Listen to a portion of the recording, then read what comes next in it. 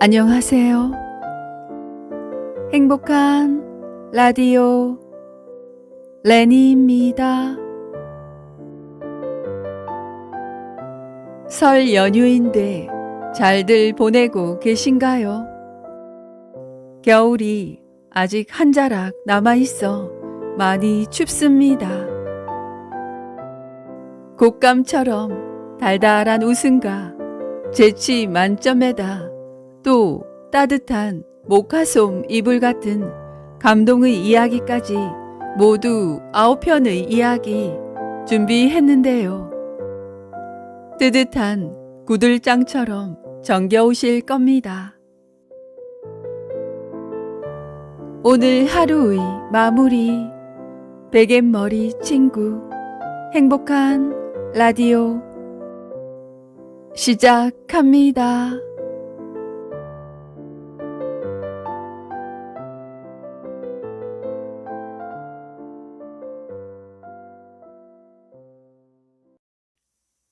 첫 번째 이야기 천하무적이로다. 수십 명의 촌사람이 각자의 밭에서 김을 메고 있었다.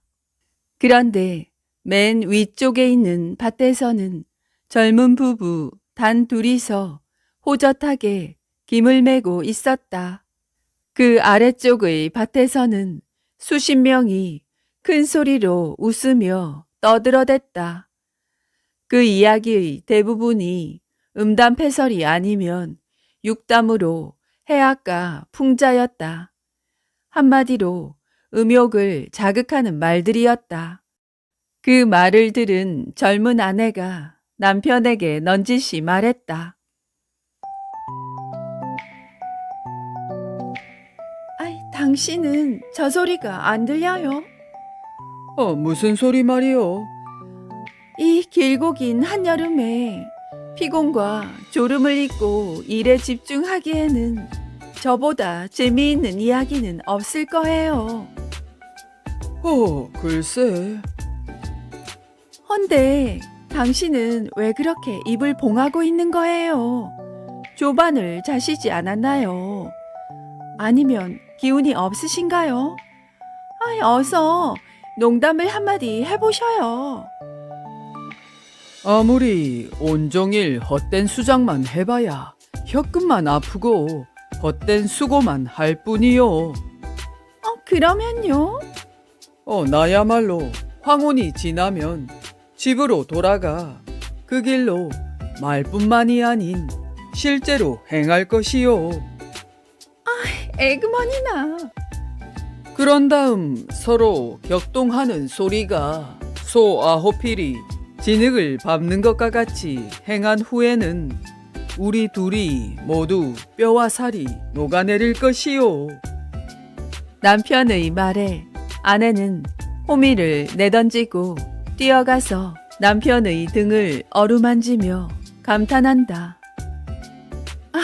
당신에게는 실로 대적할 수가 없구려. 당신이야말로 천하의 무적이셔요.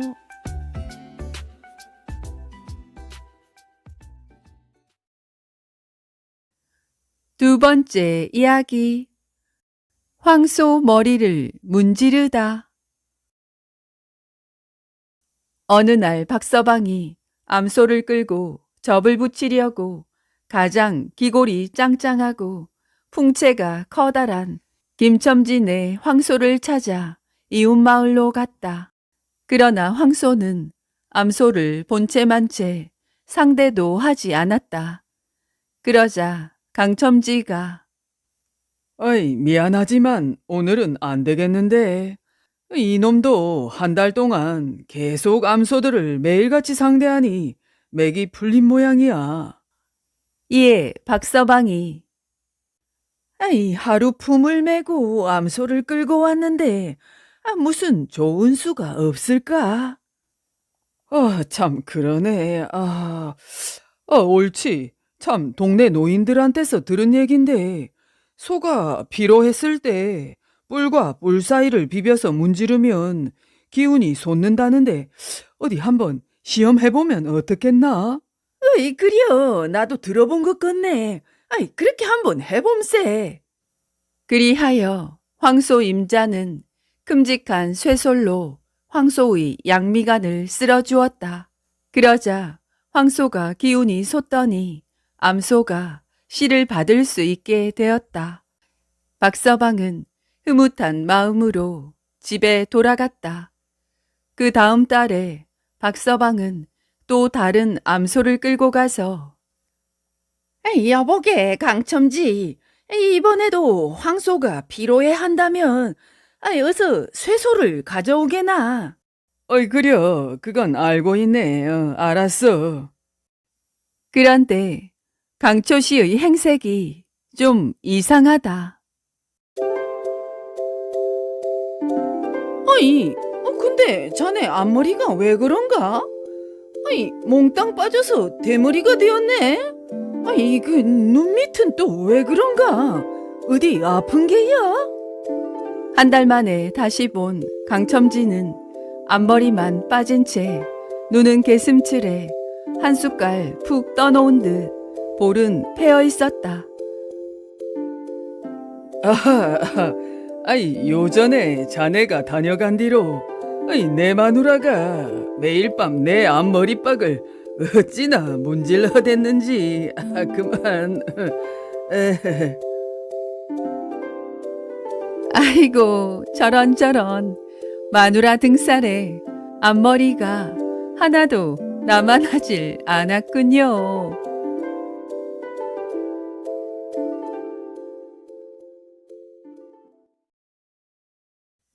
세 번째 이야기. 서방이 하나 반. 어느 마을에 짓궂은 한 사내가 있었다.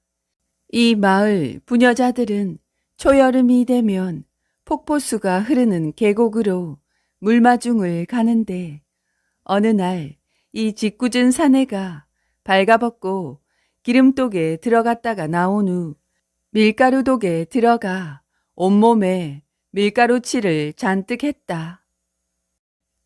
그런 다음 여인들이 물마중 가는 길목의 큰 고목나무 위에 앉아서 목소리를 우렁차게 꾸며 여인들에게 호통을 쳤다. 여봐라, 거기 모두 다들 섰거라. 여인들은 옷을 곱게 차려입고 가다가 깜짝 놀라 모두 섰다. 나는 옥황상제님의 명을 받들어 하늘에서 내려온 금강역사이다. 너희들의 서방이 몇 명인지 제대로 다 말하거라. 내가 낱낱이 알고 있으므로 만약에 거짓을 고한다면 너희들의 목이 단칼에 달아날 줄 알아라. 여인들이 금강역사를 가만히 바라보니 겁이 덜컥 났다. 머리에서부터 온몸이 허연 게 금강역사를 한 번도 본 적이 없지만 정말이라 여겨 놀란 가슴을 간신히 진정시키고는 하나둘 대답을 하기 시작하였다. 쇠뇌는 둘이옵니다. 쇠뇌는 셋이옵니다. 어떤 여자는 5이요, 어떤 여자는 7이라고 이실직고 하기에 이르렀다. 그때 고개를 갸웃하고 있는 한 여자에게 말했다. 그래. 그 너는 왜 꾸물거리고 있느냐? 아이죠, 지금 저는 세고 있습니다. 아이고, 6, 7, 8.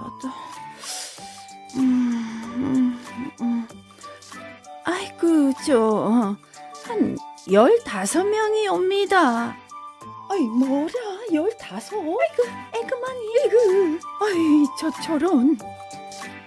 그런데 이제 마지막으로 그 짓궂은 사내의 처만 대답을 하지 않으니 사내가 다시 호통을 쳤다.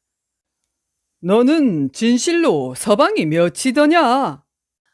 아이, 쇠뇌는 서방이 하나 반이옵니다. 사내는 하도 어이가 없어 여인들에게 모두들 가던 길을 가라고 이르고는 개울가로 달려가 목욕을 한 후 얼른 집으로 돌아와 시침을 딱 떼고 기다렸다.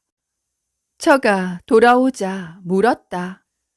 울마중 별일 없이 잘 다녀왔어? 아이, 그럼요. 아주 잘 다녀왔지요. 정말 아무 일 없었어? 사내가 그렇게 물어보자 처는 왠지 아침에 본 고목나무 위의 금강 역사의 모습이 떠올라 거짓말을 할 수가 없었다. 속이게 되면 목이 달아날 것 같고 차라리 부끄럽지만 사실을 얘기하면 죽지 않고 살겠구나 싶어 실토를 하였다. 물마중을 가다가 옥황상제님이 보내신 금강역사를 만났는데 아이, 느닷없이 서방이 몇이냐고 묻지 않겠어요? 거짓말을 하면 목이 달아난다고 해 솔직히 말했지요. 다른 여자들은 둘이요, 셋이요, 혹은 아홉이요, 혹은 15이요 했지만 나는 서방이 하나 반이라고 했지요. 뭐라고? 하나 반? 예, 어이, 어째서? 나는 분명 하나인데 하나 반이요? 어이, 그 반은 어떤 놈이요? 아이, 내가 아침에 우물가에서 머리를 감느라고 허리를 숙이고 있는데 웬 사내놈 하나가 뒤에서 살금살금 다가와 가슴을 덥석 잡아 비틀어 보고는 달아나 버리는 거예요. 어떤 놈인지는 모르지만 아이, 그 놈이 반쪽 서방 아니겠어요? 아내의 대답을 다 들은 사내는 그제서야 가재 눈을 풀고 껄껄껄 웃는다. 그 반쪽 서방이 바로 그 자신이었기 때문이다.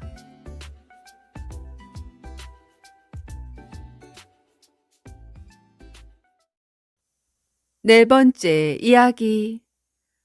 세 번째 며느리. 고천댁은 일찍 과부가 됐지만 천석 재산을 물려받아 금이야 오기야 외아들을 키우며 살아왔다. 외아들이 15살 때 19살의 며느리를 맞아들였는데 한평생 맺힌 한을 쏟아낼 곳이 없었다는 듯 고천댁은 며느리를 들들 볶았다. 외아들이 곧불이라도 들라치면 며느리에게 삿대질을 하며 말했다. 전현이 우리 귀한 아들 진을 빼서 그래.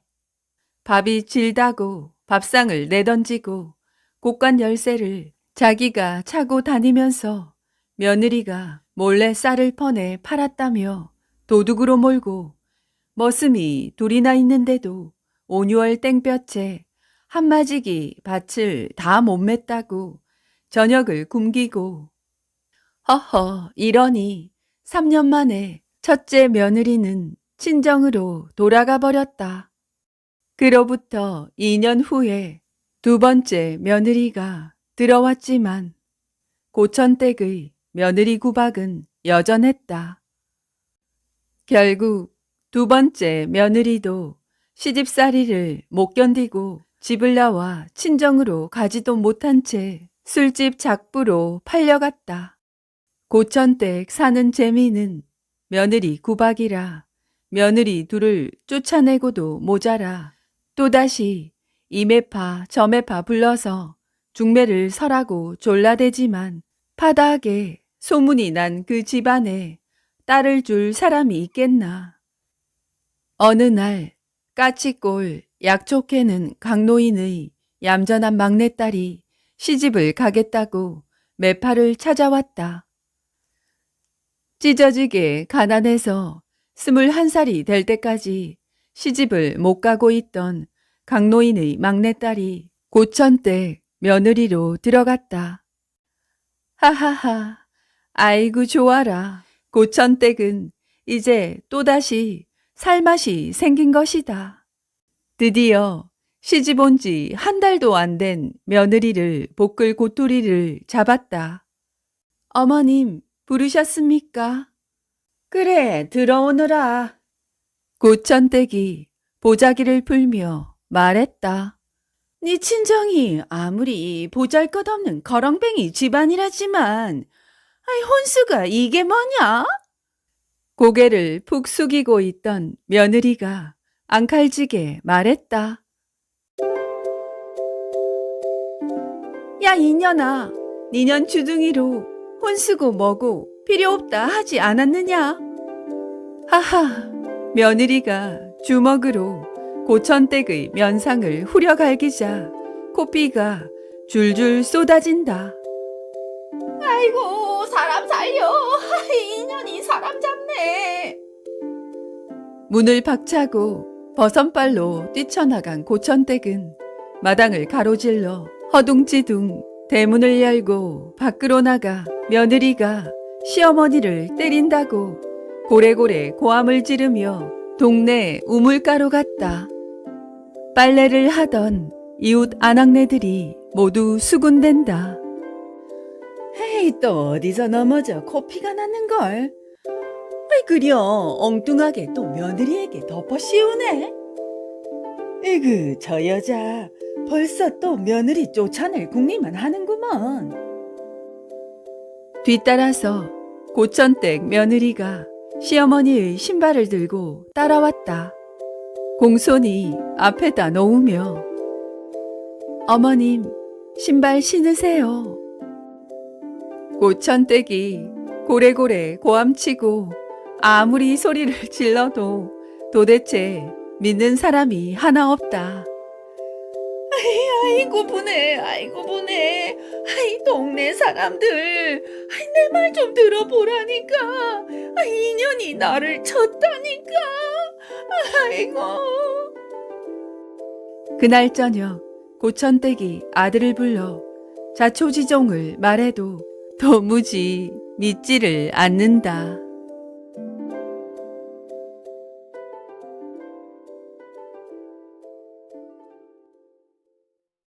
5번째 이야기. 족집게 점쟁이. 어떤 사람이 딸린 식솔은 많은데 먹을 게 없어 전전긍긍하다 그만 밤을 새게 가출을 하고 말았다.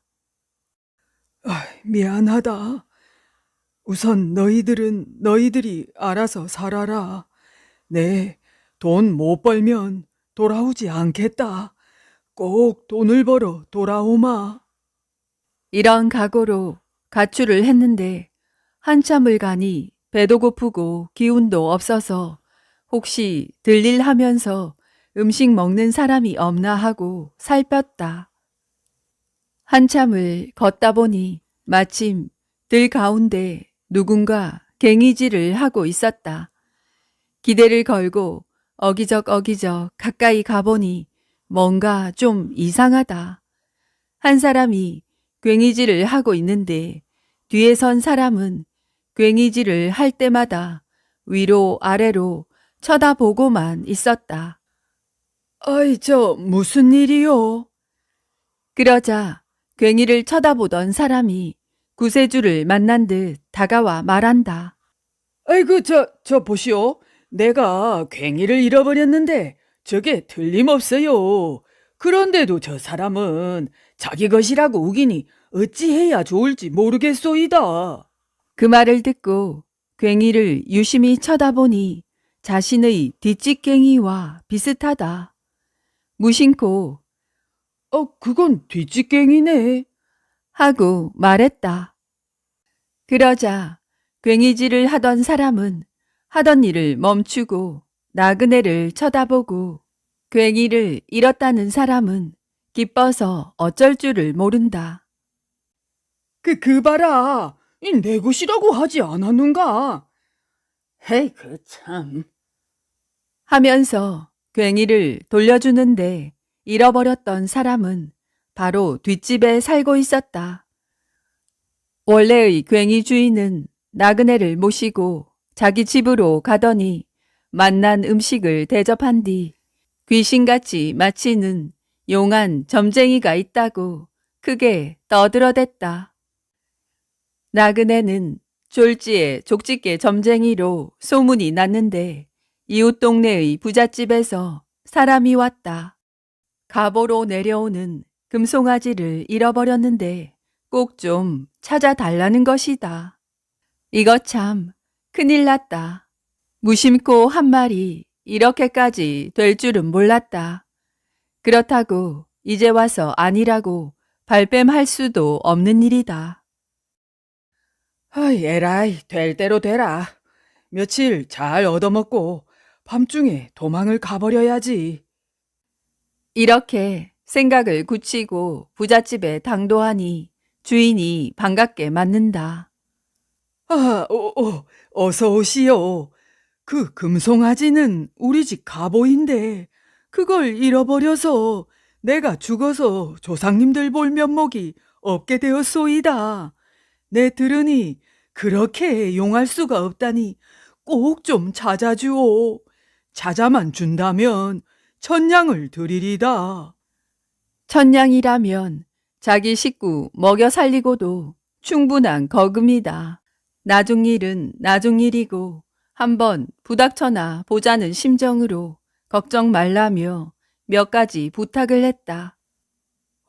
무슨 부탁이든 다 들어드릴 터이니 걱정 마호. 예, 우선 사흘 동안 굿을 해야겠으니 재물을 준비하고 집안 식구들을 모두 굿판에서 벗어나지 못하게 해 주십시오. 아무렴, 알겠소이다. 그런 일쯤이야 뭐가 어렵겠소. 그날은 식사 대접을 받고 다음 날부터 굿을 해야겠는데 어떻게 해야 할지 막막하기만 하다. 몇 번 굿판을 구경한 기억을 되살려 굿을 시작하는데 북을 치고 꽹가리를 치다가 생각나는 대로 얼렁뚱땅 춤을 추었다. 어이쿠 참 특이하게 한다이. 그려. 좀 뭔가 달러. 아이 그리야 진짜로 용한갑이여. 내용이 좀 달라도 워낙 용하니 독특한 방법으로 굿을 하는구나 하는 생각만으로 구경꾼들은 열심히 구경을 했다. 물건 찾는 굿의 첫날은 그런대로 넘어갔다. 다음 날이 되자 멀리서까지 소문을 듣고 찾아온 굿을 구경하려는 사람들이 마당에 빽빽하게 들어찼다. 사람이 워낙 몰리니 겁도 덜컥 나거니와 생전 처음 이렇게 많은 사람이 자신의 가짜 굿판을 보러 왔다고 생각하니 정신이 다 아뜩하다. 원래 아는 연불도 없어 아무거나 말하는 판인데 몰린 인파가 대단한 걸 보고 저도 모르게 중얼거린다. 야차빈 무이행요 대단하다 대단하다 야요 고세유아 대단하다 대단하다. 그러다 보니 대단이란 말만 크게 들릴 뿐 다른 말은 별로 들리지 않는다. 주인이 가만 들어보니 대단하다 대단하다 하는 소리로만 들린다. 아이, 뭐라고? 대단이라고? 그러면서 벌떡 일어나 고함을 지른다. 대단이 인연 어디 갔나? 대단 인연을 잡아들여라. 그러자 하인들이 우르르 몰려가 대단이란 이름을 가진 하녀를 끌고 온다. 그러자 굿을 하던 가짜 점쟁이는 영문을 몰라 굿판을 중단하고 구경꾼들은 신기해서 눈을 크게 뜨고 잡혀온 하녀를 쳐다본다. 내 인연 이실짓고 하렸다.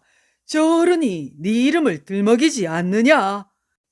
그러자 하녀는 온몸을 벌벌 떨며 고개를 떨군다. 대감마님, 죽을 죄를 지었습니다. 제가 그만 재물에 눈이 어두워 죽을 죄를 지었습니다. 이 고약한 년, 실컷 먹여주고 재워주었더니 주인 물건을 훔치다니. 주인이 노발대발하여 추궁을 하니 숨겨두었던 금송아지를 가지고 온다.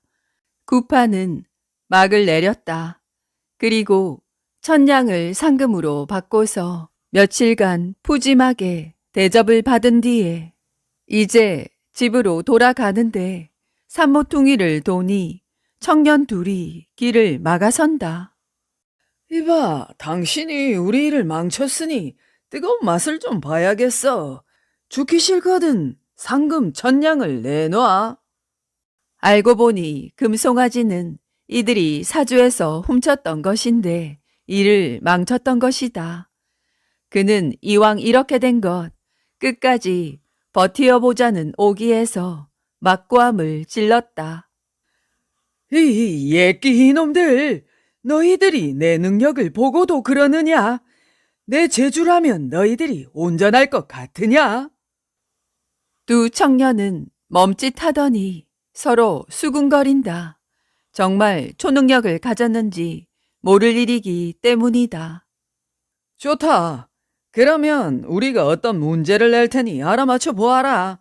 만약 틀릴 시에는 목숨을 내놔야 할 것이다. 오냐, 좋다. 이왕 막다른 골목에 닿은 셈이니 이판사판이다. 한 놈이 어디를 갔다 오더니 보자기를 들어 보인다. 자, 이 속에는 무엇이 들었느냐? 기가 막힐 노릇이다. 무엇이든 줄 알게 뭐냐. 이제 죽었구나 싶은 생각을 하니 앞이 캄캄하다. 어서 대답하지 않고 못해? 자꾸만 다그치자 그는 머리를 감싸고 중얼거렸다. 아이고, 이제 청개구리 죽는구나. 그러자 두 청년은 귀신이다 하며 혼비백산 도망을 간다. 그들이 버리고 간 보자기를 펴보니 뜻밖에도 청개구리가 한 마리 들어있다. 자기의 별명이 청개구리여서 이제 죽었다 싶어서 그렇게 중얼거린 것인데 그게 또 기가 막히게 맞아떨어진 것이다. 그렇게 천냥의 돈을 짊어지고 집으로 돌아오면서 휘파람을 불며 중얼거렸다. 점치는 거 별거 아니네.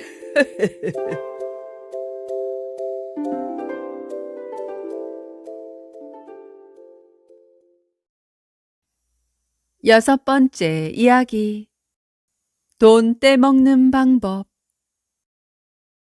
말 한마디로 천냥빚을 갚는다는 말이 있지만 꽤만 잘 쓰면 빚을 갚는 것은 물론이고 오히려 돈을 더 받게 되는 방법도 있다. 물론 화롯가에서 할머니가 손자들에게 들려주는 이야기에서나 가능한 일일 테지만 어쨌든 돈놀이를 생업으로 삼는 사람이 있었다.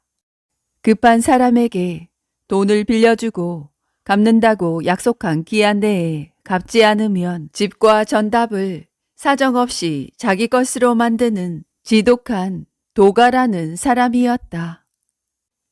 이웃이라 사정 봐주고 일가 친척이라 인정을 보이는 법 없이 누구든지 궁지에 몰리면 재산을 몽땅 뺏기지 않을 재간이 없었다. 그러니 도가를 욕하지 않는 사람이 없었고 귀신이 왜 안 잡아가는지 원망할 지경이었다. 그렇지만 대놓고 그를 욕하는 사람은 없었다. 사람의 일이란 언제 무슨 일로 급하게 돈이 필요하게 될지는 알 수도 없고 그럴 때 그 사람에게 아쉬운 소리를 하지 않으면 안 되기 때문이다. 높은 고리를 붙여 지금까지 한 푼도 떼이지 않고 돈놀이를 해왔으니 부자도 이만저만한 부자가 아닌데 오랫동안 객지를 떠돌아 다니던 유가라는 사람이 드디어 도전하겠다고 나섰다. 어허, 나 없는 동안에 저 도가놈이 우리 마을 돈의 씨를 말렸구나. 내 저놈을 한번 보기 좋게 골탕 먹여 봐야지. 이렇게 작심하고는 돈 1,000냥을 빌렸다. 물론 전답과 집을 저당 잡혀 빌렸는데 그 돈은 없는 사람한테 적선도 하고 기생집에서 즐기며 다 쓰고 말았다. 그럭저럭 돈을 갚아야 할 기한이 다가왔다. 그때까지 안 갚으면 재산을 몽땅 날릴 판인데도 그는 천하태평이다. 그러던 어느 날 돈 빌린 유가가 죽었다고 집안 가족들이 머리를 풀고 곡을 하며 이웃에 부고장을 돌리는 사실을 알고는 돈놀이하는 도가는 기겁을 했다. 아이고, 이런. 잘못하면 내 평생에 처음 돈 떼이는 거 아니야?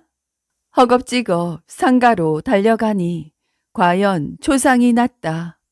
대충 문상을 하고 장사나 지내고 나면 저당 잡힌 문서로 해결을 하리라 벼르는데 출상하는 날이 왔다.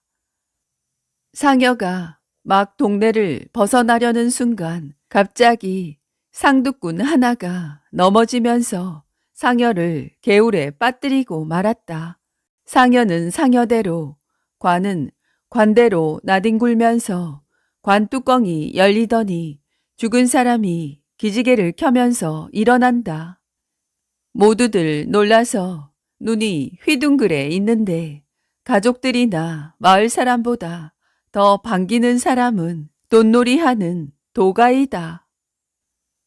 죽었다 살아났으니 온 동네 사람들이 장례치를 음식으로 잔치를 벌이는데 소문을 들은 관가의 벼슬아치들도 찾아왔다. 어느 정도 잔치 기운이 식어 진정될 기미가 보이자 이제나 저제나 기회를 엿보던 돈놀이 하던 도가가 다가앉는다. 그리곤 누가 들을까 조용히 귀에 대고 속삭인다. 아이고 여보게, 자네가 일전에 그러니까 죽기 전에 빌려간 돈 있지 않은가? 그 돈을 갚을 기한이 오늘이네. 그러자 유가는 무릎을 탁 치며 큰 소리로 대답했다. 알지. 내가 돈 1,000냥을 갚을 날이 오늘이라는 걸. 큰 소리로 외치듯 말하는 바람에 상대는 움칫 놀라고 다른 사람들도 모두 눈이 동그래지며 그를 쳐다본다. 내 자네한테 분명히 돈 1,000냥을 빌렸네. 그러나 문제가 생겼어. 이? 문제라니? 오늘 못 갚겠단 말이 아니라 오히려 자네가 내게 빚을 대신 갚아야 한단 말일세. 이 대체 무슨 소린가? 자네가 내 돈을 빌렸지. 내가 자네 돈을 언제 빌렸는가? 점차 소리가 커지자 모인 사람들은 먹던 음식도 삼키지 않은 채 그들의 이야기에 귀를 기울인다. 내 이야기를 들어보게. 내가 엊그제 죽어 저승문 앞에까지 갔다 오지 않았겠나? 그건 나도 알지. 저승 문 앞에까지 갔다 왔다는 이야기에 모두들 호기심 어린 눈으로 쳐다본다. 잔뜩 사람들의 관심을 끌어모은 뒤에 이야기를 시작하는데 내용은 이러하다. 꾸불꾸불한 저승길을 가다 보니 엄청나게 큰 문이 하나 있는데 그게 바로 저승문이다. 얼마나 많은 영혼이 몰려드는지 줄을 서야 했는데 맨 뒤에 섰다. 그런데 어찌 된 건지 저승은 이승과 정반대라서 이승에서 잘 살았던 사람은 저승에서 아주 못 사는 것이었다. 드디어 차례가 되어 염라대왕 앞에 섰는데 이리저리 명부를 뒤적이더니 저승사자를 향해 호통을 치기 시작한다. 내 이놈, 이런. 아무리 바쁘고 정신이 없다 해도 그렇지. 사람을 바꿔 잡아오다니. 저 인간은 앞으로 20년은 더 살아야 할 사람인데 벌써 잡아오면 어쩌느냐. 하이, 이렇게 실수가 잦으면 염라국인들 제대로 되겠느냐. 에이 참, 어서 되돌려 보내라. 저승사자는 안절부절 못하더니 옆에 가만히 앉아있으란다. 아이, 내 다시 인간 세상에 나갈 때 모시고 갈 테니까 여기서 꼼짝 말고 있으시오. 그래, 시킨 대로 앉아있으니 웬 거지 하나가 다가온다. 자세히 보니 이럴 수가. 아이고, 재작년에 돌아가신 자네 춘부장이야. 얼마나 반가운지 서로 껴안고 안부를 묻는데 정말 딱하더군. 아이, 이승에서 잘 살았다는 게 죄가 되어 거지가 되어 있는 거야. 아이, 그러면서 통사정을 하더군. 돈 가진 게 있으면 빌려주고 가라고. 아이, 날더러 다시 인간 세상으로 나갈 테니 아들에게 꼭 받으라면서 사정을 하는데 어쩔 거야. 자네 춘부장을 그리 두고 그냥 돌아올 수는 없지 않은가. 자네에게 빚 갚으려고 가지고 있던 돈 1,000냥하고 초상 치는데 들어온 부조금을 합해서 3,000냥을 다 드리고 왔지. 그러니 자네가 원래 빌려준 원금에다 이자 제하고 1,800냥을 갚아줘야겠네. 그러면서 무슨 증서를 내놓는데 누런 종이에 수결까지 한 것이다. 도가는 코가 막히고 기가 막힌다. 그렇다고 저승을 가보지 않았으니 갔다 온 사람 보고 우길 수도 없다. 여러 사람들 앞에서 그 전에 돈 빌린 증서를 내보이며 동의를 구하나 모두 그에게 감정이 있는 사람들이니 모두들 저승 갔다 오니가 맞다고 맞장구를 친다. 허허, 어찌하나. 이러하니 꼼짝없이 갚아줄 수밖에.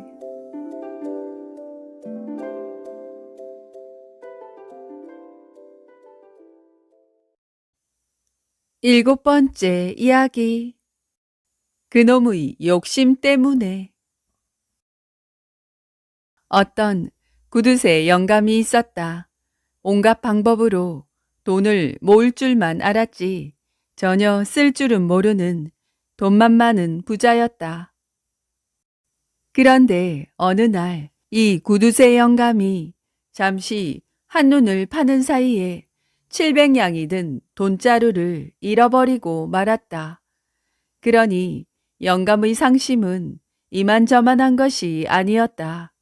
평소에 자신의 입으로 들어갈 양식을 사는데도 벌벌 떠는 그가 한두 푼도 아니고 무려 700냥을 잃어버렸으니 알만하지 않은가. 하여튼 하늘이 무너지기라도 한 듯 정신이 나가있던 영감은 행여나 하는 마음에 불이 나게 방을 내걸었다. 잃어버린 돈자루를 찾아주는 사람에게는 100냥을 주겠다는 것이었다. 사흘째 되던 날 아주 선량하고 우직해 보이는 한 젊은이가 돈자루를 들고 영감을 찾아왔다. 그는 돈자루를 찾았다는 말에 맨발로 뛰어나가 젊은이가 메고 온 그 돈자루를 움켜잡았다. 바로 자기가 잃어버린 그 돈자루가 분명했다. 아이구려, 아이고, 찾았구먼. 아이, 내 돈이여, 내 돈. 영감은 너무나도 좋은 나머지 덩실덩실 춤까지 추었다. 그러나 마음 한편 그 젊은이에게 줘야 할 100냥이 아까워 견딜 수가 없었다. 뒷강 갈 때와 나올 때의 마음이 다른 것이다. 원래 타고난 구두쇠 기질이 발동했던 것이다. 그는 젊은이에게 약속한 100냥을 주지 않을 마음에 한 가지 꾀를 생각해냈다. 잔뜩 굳은 표정을 한 영감은 젊은이에게 다가가 이런다. 내 이놈, 이게 어찌된 일이냐? 자루 속의 돈 중에 꼭 100냥이 부족하다. 그러니 니놈 말고 누가 자루에 손을 댔겠느냐? 필경 니놈이 틀림없다. 이어서 바른 대로 말하거라. 이게 무슨 말씀입니까? 젊은이는 어이가 없었다. 은혜를 원수로 갚는 부자가 괘씸하기 그지없었다. 그러나 달리 자신의 결백을 증명할 길이 없었다. 그는 사또를 찾아가 자신의 억울함을 호소했다. 사또가 젊은이에게 먼저 물었다. 네가 돈자루를 주운 다음 돈을 꺼낸 일이 있는가? 아니올시다. 자루는 아예 풀어보지도 않았습니다. 그게 사실이었다. 예, 사또님. 다음은 영감 차례였다. 네가 잃어버렸던 돈자루에 얼마가 들어있었느냐? 모두 800냥이 들어있었습니다요. 틀림없으렸다. 아이고, 감히 네 앞이라고 소인이 거짓 증언을 하겠습니까? 사또는 곰곰 생각하더니 이윽고 엄숙한 얼굴로 송사에 대한 판결을 내렸다. 자, 본관이 두 사람의 이야기를 들어보니 모두 참말이다. 다만 영감이 잃어버린 돈자루에는 800냥이 들어있었고 이 자루에는 700냥만이 들어있다. 그러므로 이것은 영감의 돈자루가 아닌 것이 분명하다. 또 영감은 틀림없는 자신의 돈자루라 주장하나 이와 같은 돈자루는 흔하디 흔한 것, 증거가 될 수 없도다. 이러하니 돈자루를 발견한 자네는 다시 가지고 가서 진짜 주인을 찾아주도록 하라.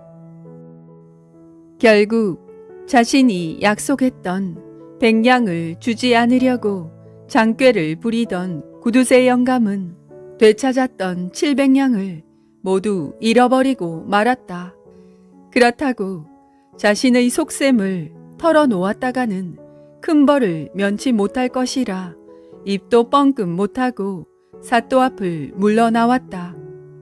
그리고 달리 임자가 있을 리 없는 돈자루는 착한 청년의 몫이 되었음은 물론이다.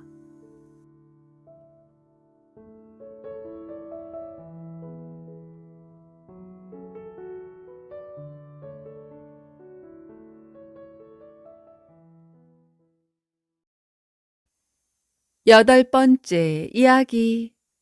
장원급제는 아니되오. 대대로 뼈대 있는 집안이 있었는데 어떻게 된 판인지 과부들만 득식을 거린다. 선비 집안이어서 아들이 나서 과거를 봤다 하면 장원급제를 하는 것까진 좋았으나 그 다음 날 꼭 죽어버리고 말아 이제는 대가 끊기게 생겼다. 이 집에 아들이 하나 있는데 그의 아버지 역시 장원급제를 한 다음 날 급사를 했었다. 온 집안 식구라고 해야 모친 조모, 증조모 등 여자들 뿐이지만 대를 잇기 위해 글공부를 한사코 못하게 했다. 일찌감치 농산일을 가르치는데 집안이 선비 집안이어서인가 틈만 나면 친구들로부터 글을 배우는데 하나를 배워 열을 깨우치니 친구들도 얼마 안 가서 더 가르칠 게 없었다. 그렇게 글을 배우다 들켜 증조모로부터 호된 꾸지람을 듣기도 했지만 글을 배우고 싶어 미칠 지경이었다. 대대로 학문을 한 집안의 피를 어찌할 수 없는 모양이었다. 결국 17살이 되자 그만 집을 나오고 말았고 글방에 찾아가 낮에는 일을 해주고 밤에는 공부를 했는데 워낙 영특해서 글방 선생이 혀를 내두를 지경이었다. 너의 영특함이 그 누구도 따를 사람이 없겠다. 과거 급제는 따놓은 당상이니 어서 한양으로 가서 과거 시험을 보도록 해라. 아, 예, 스승님. 저는 그럴 처지가 아닙니다.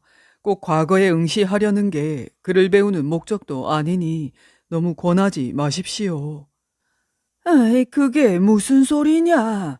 그럼 너 같은 인재가 이런 총구석에서 썩을 것이란 말이냐? 아, 자세한 사정은 말씀드릴 수가 없습니다만 저는 과거에 응시할 형편이 못 되옵니다. 정중하게 거절하고 나오자 바깥에서 이런 이야기를 듣고 있던 스승의 딸이 안타까운 표정으로 다가온다. 스승의 딸은 빼어난 미인인데다 아버지의 가르침에 따라 몸가짐 또한 나무랄 데 없는 교수였다. 도련님께 제가 감히 이런 말씀 송구합니다만 왜 과거를 안 보려 하시는지요? 아, 내게는 말 못할 사정이 있다오.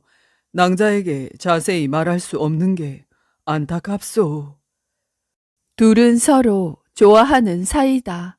총각은 처녀의 됨됨이에 마음이 끌렸고 처녀는 총각의 성실함에 마음이 끌려 혼약까지는 안 했지만 그런 마음을 서로 염두에 두고 있었다.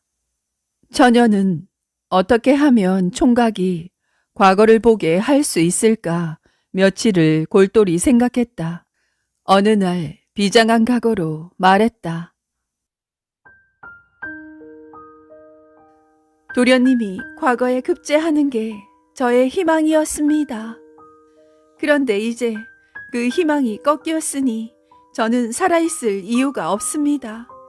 스스로 목숨을 끊거나 머리를 깎고 산으로 들어갈 것입니다. 아이, 그게 무슨 소리요?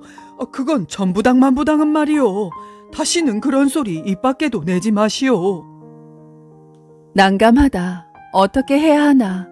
집안 내력을 얘기해줘봐야 믿으려 하지 않고 과거를 보지 않으려는 핑계로 생각할 것이고 그렇다고 과거에 급제하면 죽게 될 판이다. 총각의 마음의 동요를 읽은 처녀가 더욱 다그친다. 오늘 밤이 도련님을 마지막으로 보는 것이라 생각하니 소녀 마음이 찢어지옵니다. 현세에서의 우리의 인연은 여기까지이니 저 세상에서나 꼭 맺어질 것을 기도드립니다. 마지막 말을 남기고 돌아서는데 총각은 얼떨결에 붙잡는다. 아이, 내게 며칠만 생각할 여유를 주오. 이렇게 급하게 다그치니 어찌해야 좋을지 모르겠소. 결국 총각은 모든 걸 운명에 맡기고 한번 부딪혀 보자 하고 과거에 응시하기로 마음을 먹었다. 다음 날 아침 일찍 글빵 선생 가족들의 환송을 받으며 그는 길을 나섰다. 그리하여 결국 모두의 예측대로 단연 뛰어났던 그가 장원급제를 하였다.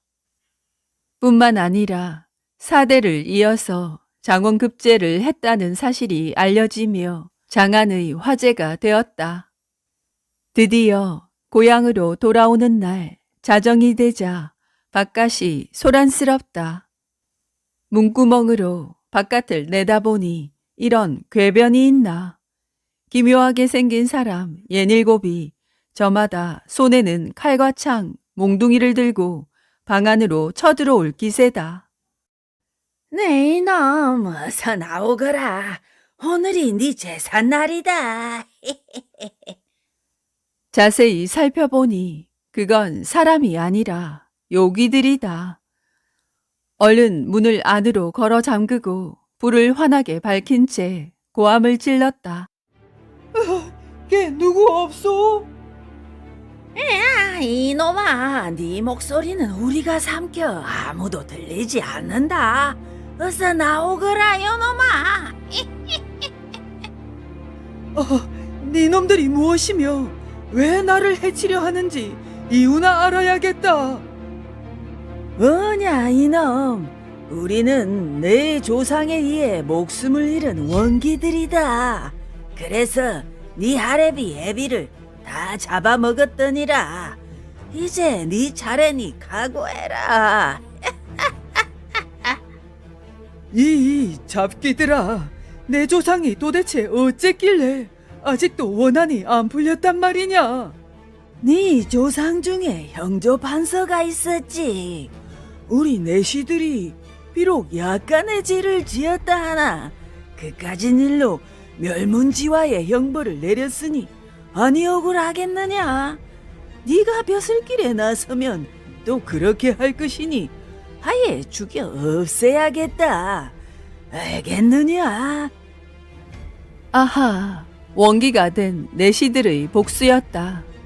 어떻게 버티었는지 모른다. 닭 우는 소리가 나자 원기들은 어디론가 흩어져 버린다. 등어리에는 식은 땀이 나고 밤새도록 원기들에게 시달리고 보니 탈진 상태다. 어쨌거나 서둘러 한양을 빠져나가면 되겠지 하는 생각에 아침 일찍부터 길을 떠났다.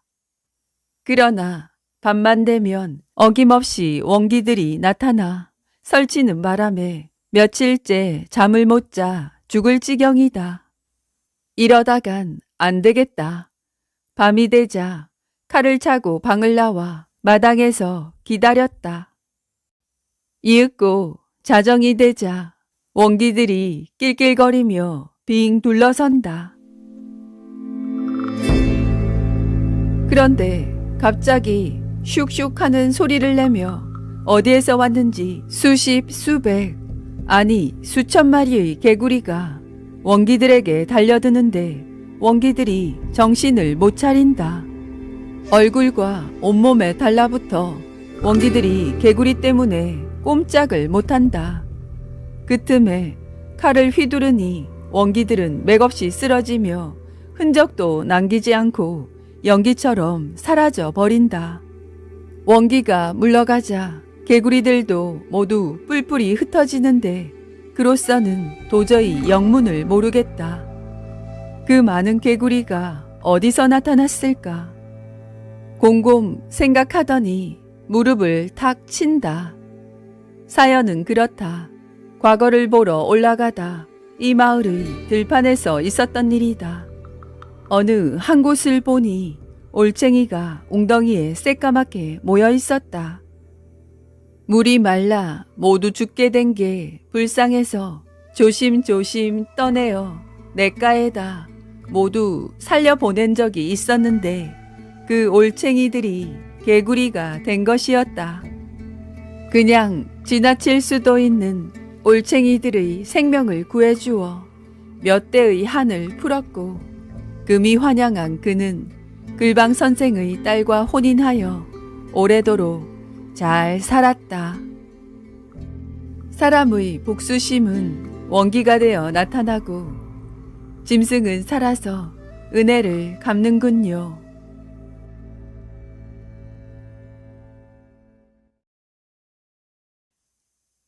마지막 9번째, 백냥으로 살린 목숨. 어떤 나무장수가 뗄나무를 지게에 지고 여기저기 팔러 다녔다. 한 해 동안 나무를 외상으로 팔고 섣달 금은깨에 받으러 다니는데 돈이 잘 거쳐서 한 해 동안 일해서 번 돈 100냥을 다 받았다. 돈 100냥을 전대에 차고 신이 나서 집으로 돌아오는데 강가에서 세 사람이 옥신각신 다투고 있었다. 늙은 할머니, 젊은 아주머니, 그리고 연함은 살 되어 보이는 사내아이, 이렇게 셋이서 다투고 있었다. 무슨 연유인가 들어보니 글쎄 서로 강물에 빠져 죽겠다고 다투는 것이었다. 얘야, 내가 살면 얼마나 더 살겠느냐. 험한 꼴 보고 사느니 강물에 빠져 죽을란다. 어머니, 그런 말씀 마세요. 제 팔자가 사나워서 이 지경이 되었으니 제가 먼저 빠져 죽겠어요. 할머니, 어머니, 다 그만두세요. 정작 죽을 목숨은 제 목숨인데 두 분이 왜 이러세요? 나무장수가 들어보니 하도 기가 막혀서 물어보았다. 대체 무슨 일로들 이러시오? 대기 알 바 아니요. 가던 길이나 가시오. 아니, 멀쩡한 사람이 물에 빠져 죽겠다는 걸 어찌 그냥 두고 가겠소? 어디 말이나 한번 들어봅시다. 그러자 할머니가 눈물을 흘리며 사연을 얘기한다. 내가 복이 없어. 남편 잃고 자식 잃고 며느리하고 손주 녀석 데리고 입에 풀칠이나 하면서 살아가는 처지라오. 지난해 흉년이 들어 먹을 것이 똑 떨어졌는데 굶어 죽지 않으려고 부잣집에 돈 20냥을 구워 쓰지 않았겠소. 근데 그게 이자가 붙어 100냥이 되었는데 갚을 길이 없어 빚 대신 어린 손주가 잡혀가 죽게 되었다오. 저 어린 것이 죽는 꼴을 보고 내 어찌 산단 말이오. 아니 그래. 돈 100냥 때문에 사람이 죽어요? 여기 100냥이 있으니 가지고 가서 빚을 갚으시오. 이걸 몽땅 우리 주고 나면 댁은 뭘 먹고 살려고 그러시오. 사람이 죽게 됐는데 돈이 대수요. 어서 가지고 가시오. 이래서 한 해 나무 팔아 번 돈을 모두 줘버리고 빈손으로 털레털레 돌아왔다. 집에 가니 아내가 나뭇값 다 받아왔느냐고 물었다. 오다가 이러이러한 일이 있어서 다 주고 왔노라 하니까 아이고 잘했소. 세상에 돈 100냥으로 죽을 목숨 셋을 살렸으니 그런 잘한 일이 어디 있소. 잘하셨소. 하면서 아내도 아주 좋아한다. 그런데 한 해 동안 먹고 살 돈을 다 줘버렸으니 당장 끼니 때울 일이 막막하다. 아무리 애써 나무를 팔아봐야 돈은 이듬해 섣달이나 되어야 생길 판이니 말이다. 나무장수가 궁리 끝에 우리 이러지 말고 어디 깊은 산속에 들어가서 화전이나 파먹고 삽시다.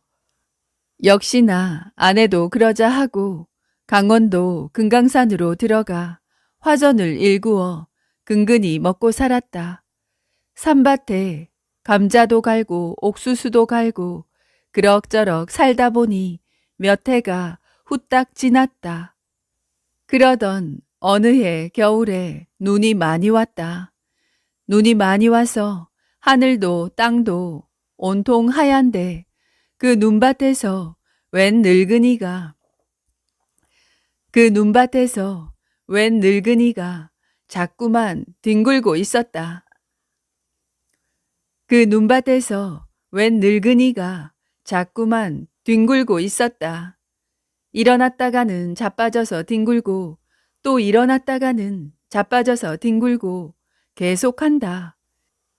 춥고 기운이 빠져서 그런 것 같아 나무장수가 얼른 달려가서 할아버지를 업고 왔다. 집으로 업고 와 따뜻한 방에 누이고 죽을 쑤어 먹이고 하니까 기운을 차렸다. 눈이 다 녹을 때까지 여기서 지내십사 하고 함께 살았다. 여름 내 가을에 농사 지어 놓은 감자야 옥수수야 많이 있으니까 그걸 삶아 먹고 같이 살았다. 그러다 봄이 되어 눈이 다 녹으니 할아버지가 이제 우리 집으로 갈라네. 그런데 내가 이 집에서 오랫동안 신세를 졌으니 임자도 우리 집 구경하러 가세. 하고 자꾸 권하기에 그러마 하고 따라 나섰다. 자, 임자는 그저 똑 내 발 디딘 곳만 따라 디디고 오게. 그런데 참 신기하게도 할아버지가 디딘 발자국을 따라 디디고 가니까 글쎄 잠깐 동안 백리를 가는 것이었다. 그저 밥 한 끼 먹을 참에 몇백 리를 후딱 가는 거였다. 그렇게 몇백 리 가다 보니 조그마한 동네에 커다란 기와집이 몇 채 있었다. 저기 큰 기와집으로 먼저 가 있게나. 나는 볼일 좀 보고 갈 터이니. 그렇게 말하고 사라진 할아버지는 아무리 기다려도 오지 않아 하는 수 없이 그 기와집으로 들어갔다. 길 가다 들르신 손님이신가 본데 어서 들어오시지요. 하며 반갑게 맞아주며 밥까지 한 상 차려준다. 감사하며 이런저런 이야기를 나누다 지금까지 살아온 이야기를 하게 됐는데 나무장수가 돈 100냥으로 사람 목숨 셋을 살린 이야기를 했다. 그러니까 젊은이가 깜짝 놀라더니 아이고, 목숨을 살려주신 은인을 이제야 만났습니다. 하고서 저를 넙죽하였다. 그 소리를 듣고 안방에서 할머니와 아주머니가 달려오는데 가만히 보니 몇 해 전 강물에 빠져 죽으려고 했던 그 사람들이었다. 우리더러 은혜를 갚으라고 산신령님이 이리로 보내셨군요. 우리는 그 뒤로 하는 일마다 잘 풀려서 이렇게 잘 살고 있답니다. 이제부터는 우리가 모실 터이니 아예 우리 집으로 이사를 오시지요. 그래서 그 집으로 이사 와서 잘 살았다 한다. 오래오래 살아서 그저께까지 살았다나.